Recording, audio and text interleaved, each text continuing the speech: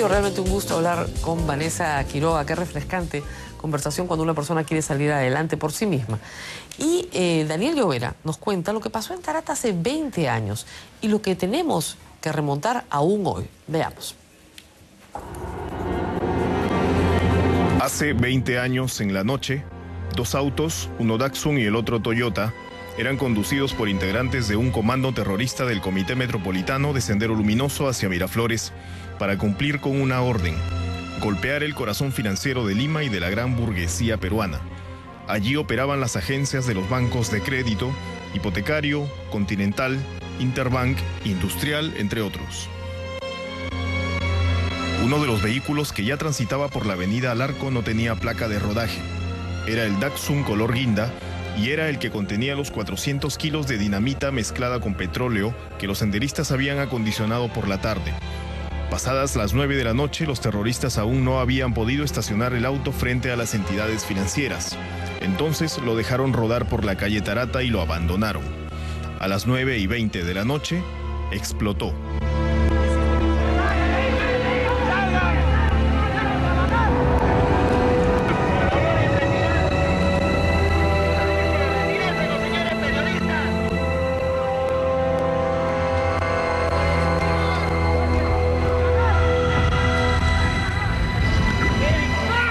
Este golpe coronó uno de los días más sangrientos que hasta entonces había tenido Lima, pues a lo largo de ese día, 16 de julio de 1992, otros comandos de Sendero habían detonado 4 coches bombas en 3 comisarías de Villa María del Triunfo y en una agencia del Banco Latino en La Victoria.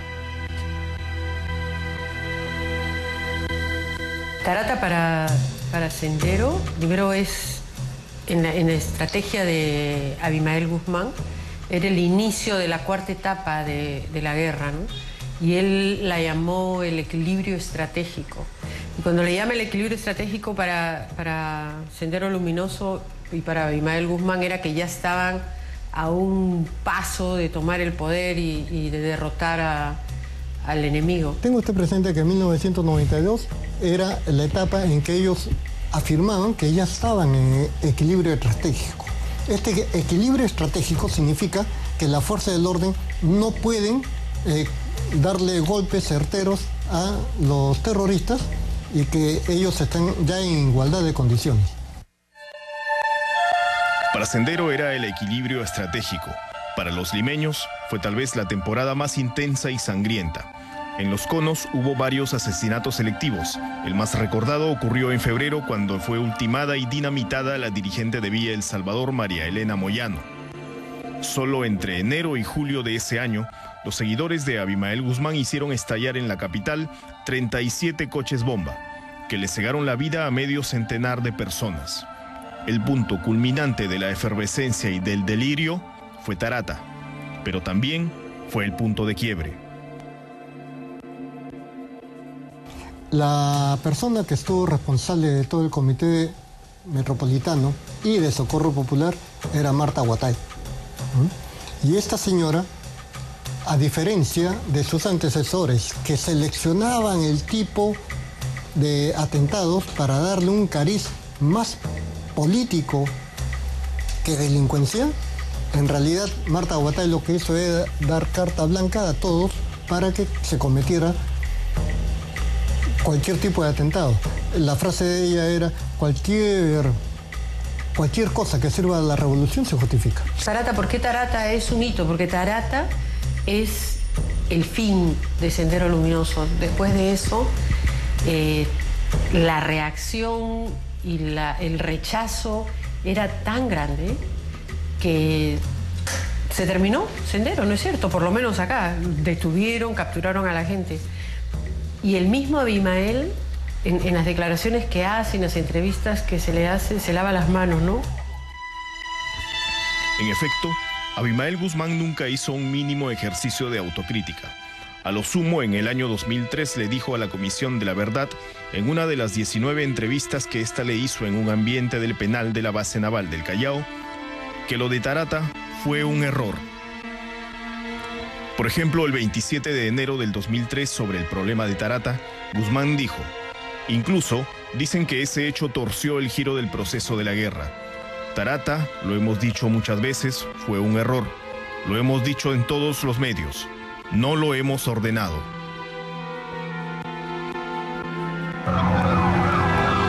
El 31 de marzo de ese mismo año, el líder terrorista volvió sobre el caso. Acá en Lima es un error. Claro que es un error, un craso error. Porque si desde noviembre de 1991 planteamos oficialmente que hay que ganar a la burguesía nacional, y disculpe que use esos términos, pero son los que están en los políticos. ¿Cómo golpear en Tarata? ¿Qué sentido tiene? Es como decir, ven y darle un mazazo en la cabeza. No tiene ningún sentido. ¿Hay excesos? Claro que los hay. Para mí es un exceso quitarle la vida a una persona cuando no tiene ni fundamento ni razón alguna.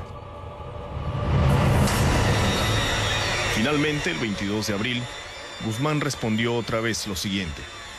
Que yo sepa, la gran burguesía no ha tenido golpes en sus miembros. ¿En quiénes? Quizás uno que otro por excepción, quizás. ¿Cuál es la gran burguesía que ha sido golpeada?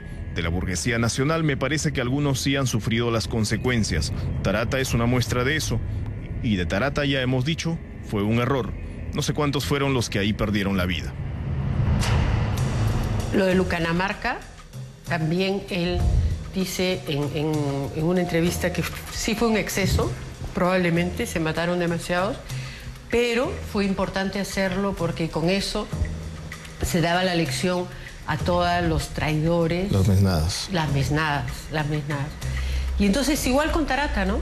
Se lava las manos, o sea, te digo, es un cobarde que estuvo además toda la guerra acá en Lima, escondido, dirigiendo, y dice, sí, pues fue un error porque nos enfrentamos a toda la civilidad, a la gente, a la sociedad, y que nos quitaron bases de apoyo. Tarata fue apenas parte de la aplicación de lo que Guzmán denominó el pensamiento Gonzalo.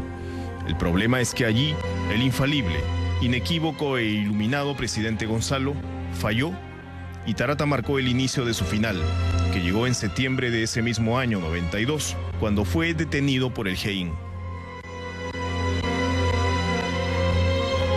Hoy, sin embargo, 20 años después de Tarata y de la captura de Guzmán, no solo no podemos hablar del fin definitivo del movimiento que él creó, sino más bien de una suerte de resurgimiento con personajes visibles que piden su liberación y además reclaman el pensamiento Gonzalo. Y no solo nos referimos a Alfredo Crespo y a los demás seguidores del Movadef, sino al dirigente máximo del movimiento magisterial llamado Sutep Conare, Efraín Condori, quien en los días anteriores no quiso referirse a sus vínculos evidentes con el movimiento por la amnistía y derechos fundamentales. Pese a esa negativa, existe un material de innegable contenido que Tribuna Abierta ha encontrado.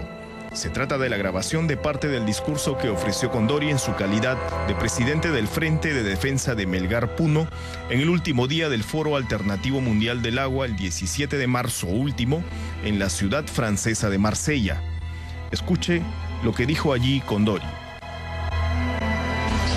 Y expresar aquí nuestra solidaridad con los 3 muertos en Madre de Dios antes de ayer en el Perú.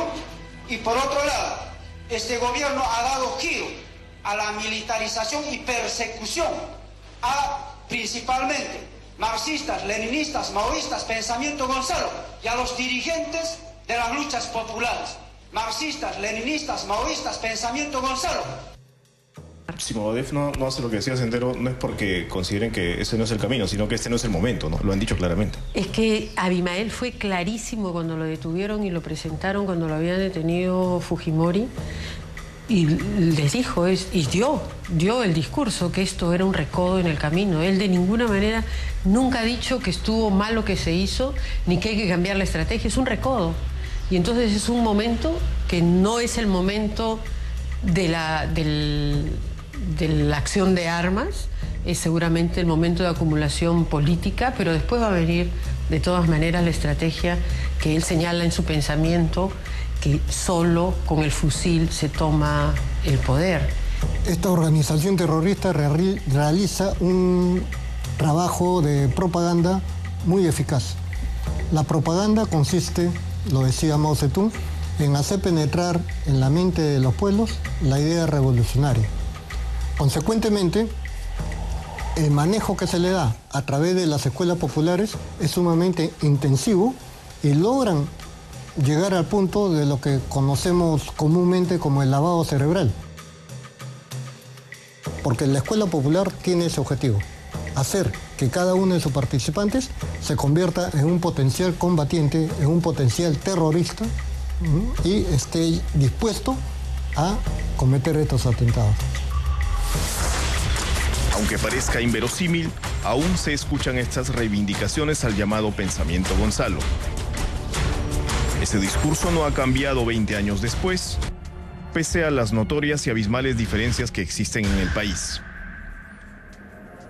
Pero en ese entonces, el Estado respondió a Tarata 2 días después, el 18 de julio, con otro hecho brutal y sanguinario, el del secuestro y la ejecución de los 9 alumnos y un profesor de la Universidad La Católica.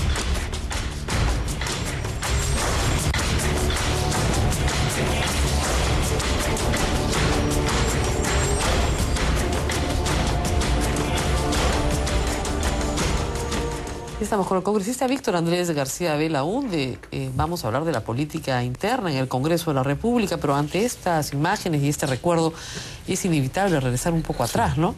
Yo le contaba al público de Radio Capital que mucha gente dice, y lo dice también la Comisión de la Verdad, que Tarata significó que los limeños se dieron cuenta del terrorismo. Y yo en la mañana decía, perdón, en el año 85 su padre fue una víctima de toda la crudeza de Sendero Luminoso. Le volaron el carro y no lo mataron de milagro. Bueno, pero murió el chofer, ¿no? Sí, claro. Murió el chofer y además murió frente a una clínica, la clínica italiana, ¿no? Y él se salvó de puro milagro. Bueno, se salvó en muy mal estado y vivió unos años más y luego falleció, pero nunca quedó igual, quedó totalmente disminuido. Tuvo 2 balas en la cabeza que le volaron el lóbulo frontal derecho y 3 balas en el resto del cuerpo. Y 2 bombas que por suerte no estallaron debajo del auto porque la pista era de bajada. Entonces las bombas rodaron y explotaron después, ¿no? O sea, después de haber pasado el auto, ¿no? Y si no, el auto hubiese volado probablemente unos metros arriba, ¿no? En ese momento su papá era el presidente del Jurado Nacional de Elecciones, estábamos en plena campaña electoral. Era el presidente del Jurado Nacional de Elecciones por designación de la Corte Suprema, de acuerdo a las leyes que existen hasta el día de hoy, que el que preside la Corte es un miembro de la Corte Suprema. En este caso era él. Y vamos a ir a un corte lineal que me lo piden. Sí. Regresamos con eso. Y fue el 24 de abril, entre primera y segunda vuelta. Imagínese usted. Y en Lima. Y en Lima. Vamos a una pausa, regresamos en un instante.